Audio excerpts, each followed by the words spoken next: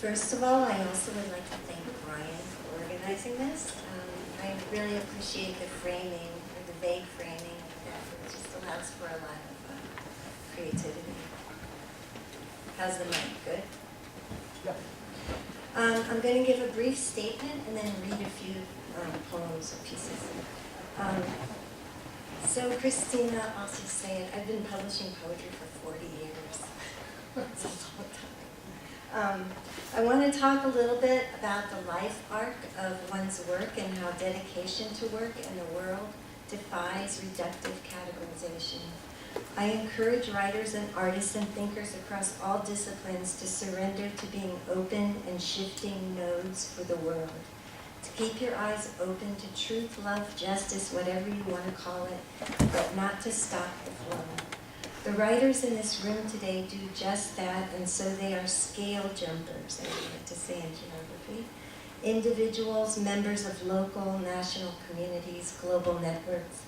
We embody transdisciplinarity. Interdisciplinary work, very popular in academia at the moment, is a gesture to transcend narrow disciplinary categorization. To take this a little further, I believe this trend offers an opportunity to defy the rationalization of one's interests, a narrowing of one's life, a grinding down into characteristics, interests, a branding. I've always used my life and my life context as the material for my work. Trained as a visual artist, I often assemble my vocabulary, drawn from my contextualized subject matter, as if on a palette.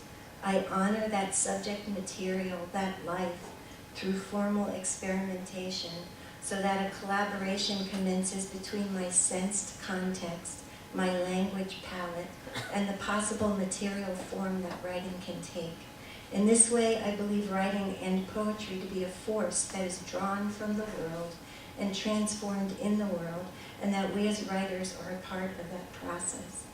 Though a lot of my work may be personally sourced and deeply felt, I feel it to be a collaboration with the universe, which is something Will Alexandro can explain better than I can. In 1982, I presented a paper entitled Being Another, Locating in the World at the Kunin School in Vancouver. This was my first attempt to explain these locational poetics and the will to be a node where one is, to not lose oneself as the world flows through. Alan Davies does a nice job of discussing this work in an issue of Jacket 2 that was published earlier this year, in which he recognized my commitment to attend to perception, to begin with perception while holding an awareness of those perceptions and their origins. As Alan writes, then the mind makes the thinking, feeling, and words and the work. He's correct. This is what I've done. Here are some ways that I've practiced my poetics. My first child was born in 1989, and I engaged with the experience of reproducing myself without really losing the connection to the other in a piece called 3. I was one of 2 staff members in the founding here at UCLA of the Lewis Center for Regional Policy Studies. My job involved managing grants and putting on conferences, so Brian, I kind of get it, what you did. This was during the time that the LA School, which in some ways was an answer to the Chicago School of Urbanization, or Urbanism, was, the LA School was being hashed out, when the aerospace industry was collapsing, when the university was making drastic cuts. The people involved, Ed Soja, a lot of people, Donald Shupley, Estrada, Raul, many other people were working collaboratively to formulate responses to regional and transportation, environmental, social concerns. I read everything that came across my desk, and it found its way into my work at the time. And when the Rodney King beating happened and was followed by the LA uprising, I wrote in that context in a critical urban poem called Our Occupants in 1995. These so-called riots and the experience of being occupied by the National Guard was followed by fires that burned out of control, jumping PCH and stopping at the Pacific Ocean. Then we had the Northridge earthquake. I never wrote about the fires or the earthquake, and I think that's because these events didn't offer any meaningful collaborative opportunities. I felt at the time that I would be writing about effects, and that's description, not poetry. I might think differently now. I took a long hiatus to care for my youngest son, who was in and out of hospital and clinic here at UCLA for 10 years with an autoimmune disorder. Some of the poets in this room went through this with me. I wrote within that experience about autoimmunity, about self and not self, in a piece called Portrait as If Through My Own Voice. Today I'm in this PhD program in geography here at UCLA. I've recently written a piece called In-House about forms of community, both human and non-human. I wrote a piece following Katrina called When You Awake that senses the dread of culpability and capability in these not only environmental, not only social crises. We're all jumping on the Anthropocene, but it's a slippery plane that, while useful to contextualize ourselves at this moment of aspirational rescue fantasy, the Stratigraphy Commission of the Geological Society has yet to conclude that we are the #1 force on the Earth. They work very slowly, but the upside is that there are no stratigraphy deniers, or at least they don't get much press. Within this arc that I've sketched out here, my multidisciplinary work is not only not contradictory, it's generative, and I found some continuity throughout. When I decided to return to school to study geography, my youngest son's response was, well, I hope geographers are not as nerdy as poets. And something I had no answer for, but I took it as a compliment, and so should you.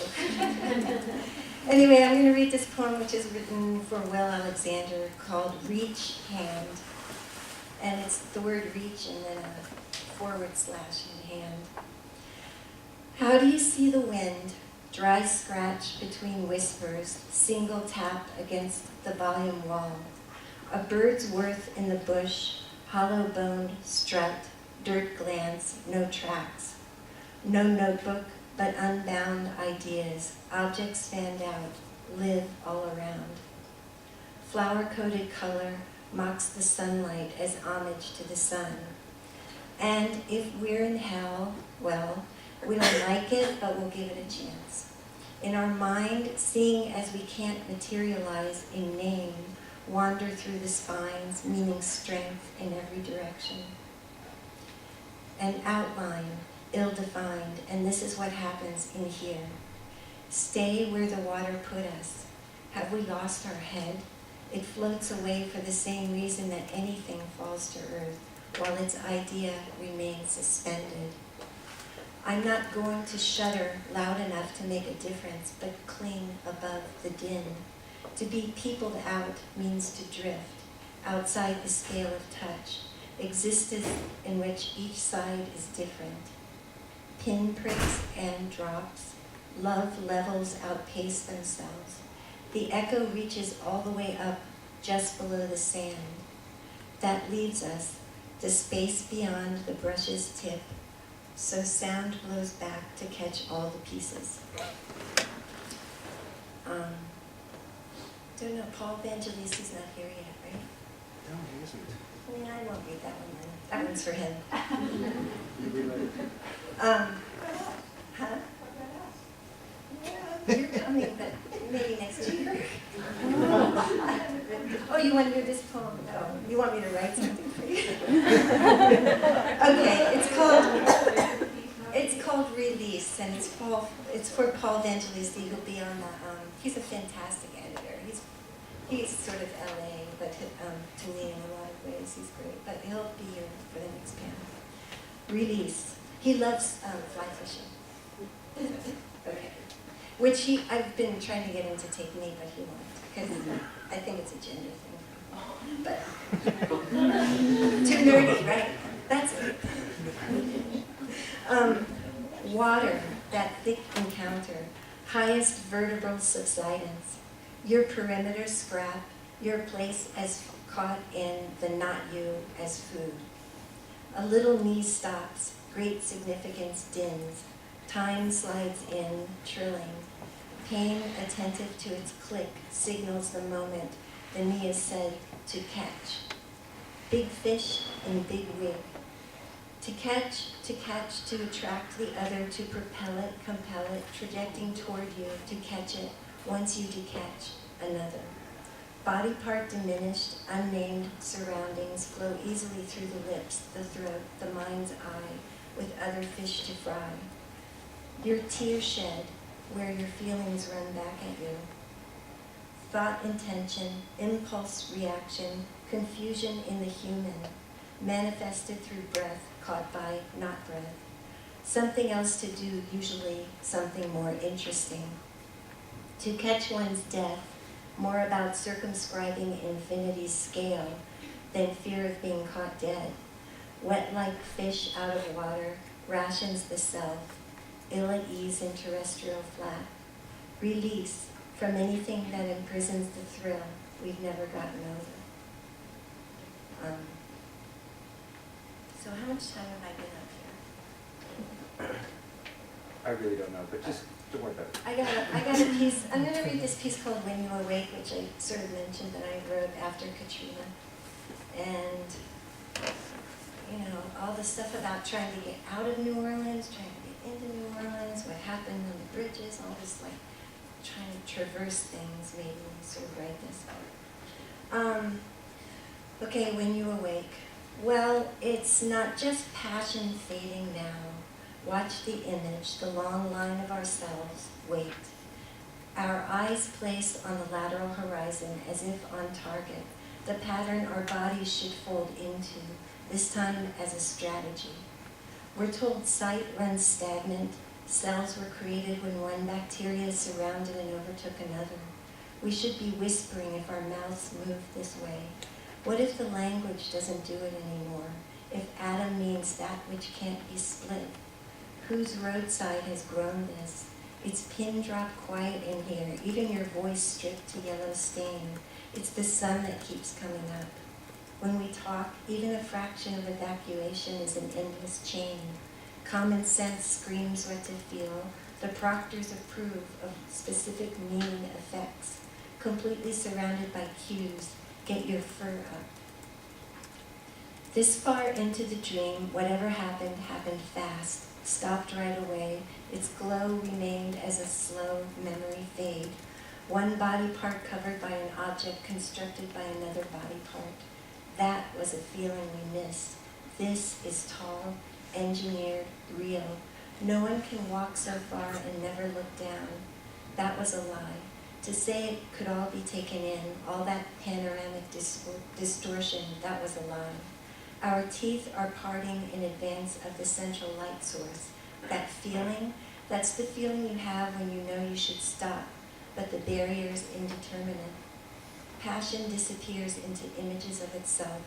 When you awake, you find yourself higher up on the endless chain. Maybe need a new prescription. Tears don't rust it. You find yourself again in waste places, along roadsides. It's too quiet.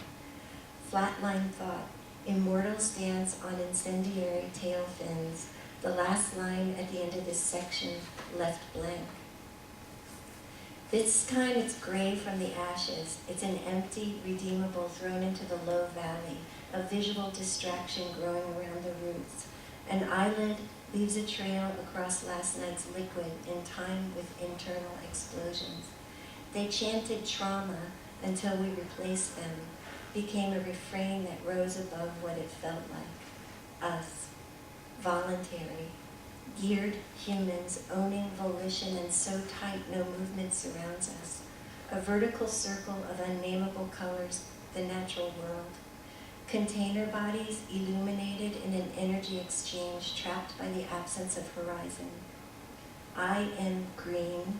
I am painted half green, alone. I detonate in order to feel at one, protruding backwards in order to be one like them. All these facts cramped into a half step, survival, pander. We are the bird tied up in a scarf. We are found everywhere, but it will cost you. Red wings aren't birds, we made them. We are caravans, taught to stand behind who's in front, hierarchical lines. We made them. We just didn't know how emblematic it would be whenever we screwed around with the flash. Vague reflections ripple back on me. The empty window as my frame, my empty features become anyone's. I will either be here or I won't, and just so it won't seem so terrifying, I continue to listen, repeat, listen, repeat. Slanty afternoon in the wrong city, my morphine. Today the ground is green, but there's a foul smell in the air. After the rain, it rains more. There's a chemical smell in the air. The plants grow slowly, 1/3 less successfully. Heated molecules dance around the anticipatory memory. There's no color, or the colors change so quickly because this won't last. This is the memory that escaped cultivation to inhabit roadsides, 1/3 less able to conquer this small roiling spot. A fiercely constructed path to carry us all, unaccounted for syllables blur the meaning. Sudden spot without darkness, surrounded by darkness, bordered by fear of the unfortunate/fortunate. What is important without nouns? 9 o'clock sharp, low, loud thing. The creeping sound sends out waves which also rips open out loud. Grown to eat, grown up and eat. We're not trying to be quiet. Insight is not comprehensible in this framed context. Almost too many particles, you're pushing it. Touch winds the body around its little finger, so to speak. Natural world as shadows of ownership. Whose hummingbird? Alan's hummingbird, Rivoli's hummingbird, Anna's hummingbird, and the mourning dove, as in long anticipated loneliness, shut down, not as a new day. Yes, it was an obstacle, a picture, a noun, but that's not important now. My noise isn't important. We're not trying to be quiet here. Movement concentrated and unidirectional, folding inward so tension increases, won't stay put. How will we make somebody believe we've reached peak? No how. Progress has a big blaming smile. Our sense of dark in a sheltered expanse, truth in a constructed cubish multiple choice, or truth is a poor soil where it thrives. With no name, we're not meant to be talking. So we got used to an idea. This point back, this point forward. Upset to think we had it best, so nothing could follow. Anticipatory survivor guilt. Out of a circle whose center is not of itself, but of a hand posed repeatedly in its place, the sound of what our children will not be able to speak. The hand's arm in darkness, so you can have your heart screwed on for so long, yet can't pull back from being ended. Winded and revolving in centripetal vapor, or maybe the wrong malice. The connected uses of human are shifting, creating narrative or a mass migration of our stuff. Don't the ones with the most stuff do better? Or is it don't do better? If they get stuff, it will be better. The roadside won't matter. The thicket will flag away. He dropped everything and ran, wilting the narrative. I'm embracing the time, ashen space continuum when I, as ashen space, say all the choices I, mistaking myself for a dissonant object, didn't make, have still existed all along. After the worst has passed, its name forms on Daffy Duck lips. Honestly, harmlessness grows out of control in wet places in every amplified declaration. And if I am in ashen space, and if the echo of our dissonance has been wrung, and if it's damaged time that cradles what can't be. Whatever went so wrong went off without a bang. Sand as ground was made to cradle the billboard's columns, in turn made to seem as legs snuggled into the sand. And all of this seemed so because we looked, or we found ourselves thinking framed thoughts of ourselves, specks around the bottoms and stumps. No mention of my body's existence, a frozen mountain scene wrapped beneath the title of the bottle's water. How many senses are functioning now, the unimagined ones already discarded? On whose dime does a coin fall into outstretched? On whose symbol does poverty mouth the sound we're trying to abstain from? What surrounds us stays. After we race, the echo is approximate, its impression quickly vetted and stood up that way, gone. Its place is an unnamed collection born by a smudged hole. Almost gone even before the bottom line sinks below its compiled wealth words. Reflected blue light, work very hard, low down collar. Dolloped by the unseen hand, insufficient desire to be laid in the grave, so we tried routinely to email, eat, care for the past found in shady places behind bushes, to review what fell off the arrogant lap. Get off it. Absence held up as proof. Lack of promised thimblefuls, eyes of needles, measurement devices such as how many fingertips can cross out unnamed nouns. That scrap was thrown. We spray. What stood there, elite and disciplined, fiddling while all the chatter poured out of her? The background became filled with her, though it was empty and she was absent. A trace occupied what had been titled hearing. If it had been in poetry, it was not anymore. An enormous minute pointed to nothing outside itself and what it revered. To bring it into the clear world, place it above, to illustrate it, survive, and eventually to survive itself, its tantrum self, its mad last legs. No capitals to indicate the difference between the beginning and the end, no vocabulary to modify the ache for the present, and no direction that is not facing the field that is not us, no presence. The distance between myself and the screen has no reference point. Sight became unreliable when meaning could modify at will. I stopped manufacturing phrases and growing majuscule, but pushed the subjective toward worded pictures. I stopped creating, took myself out of the picture. What is negligible for? Iconic eyes won't bend the big picture.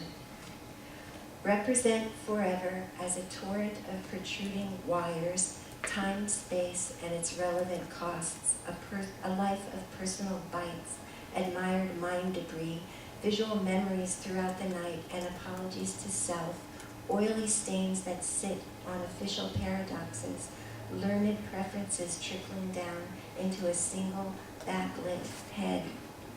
Calm echo won't return anymore, but brings something lopsided, chatter guesses. Having found a diminutive tongue, I turned to you, but missed you by so much. I saw you in every dose. The fly flies too slowly, there's something wrong. Our power fragrance massed into our dissonance. If it's between us, mating to make more chances. If not, diminish. Turning away from top, from up, then hooking back, floating away from the species thought bubble, the empty one framing a single word, top, derived from a space that would have contained lips and their utterance to burst. Thanks.